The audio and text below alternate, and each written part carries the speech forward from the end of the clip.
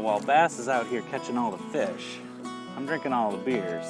That is true. That is true. We got one here, and he's got a beer, so we're doing our part. Well, I wanted to tell you about this other beer here that we brought. It's a wild ale.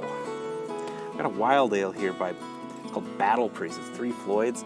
You know, Three Floyds is a great brewery. Been over there. You know, they're mostly known for this crazy art that they put on their beers.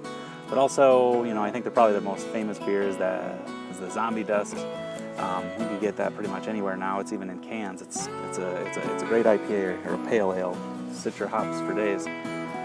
But today we've got this. It's a wild ale, 7.5%, which is quite high. And so wild ales are when they're adding bacteria and just letting it go wild, which is where it gets its name.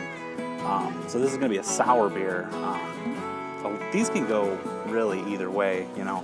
When you add the bacteria manually, like they are with the Brettanomyces in this case, you know, you can kind of control it a lot more. For the longest time, it was monks inside of these big beer halls, and they'd have the barrels of beer that just opened on top, and the bacteria would fall from the rafters of these monasteries, and that's where you kind of would see these sour Belgian beers. Those ones are, in my opinion, a little more wild, but we'll see how this one is.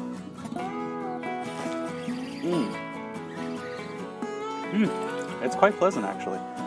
This is good. It is that kind of, it's a funky sour, you know, we're not talking about like a cranberry juice sour, we're talking about a funky sour here. And it is, you know, if you know what you're getting into with these kinds of things, you might like this.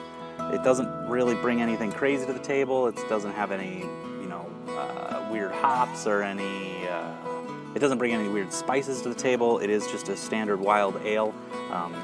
I wouldn't call it tart, but I would call it, you know, funky, I guess is where I would say it sits.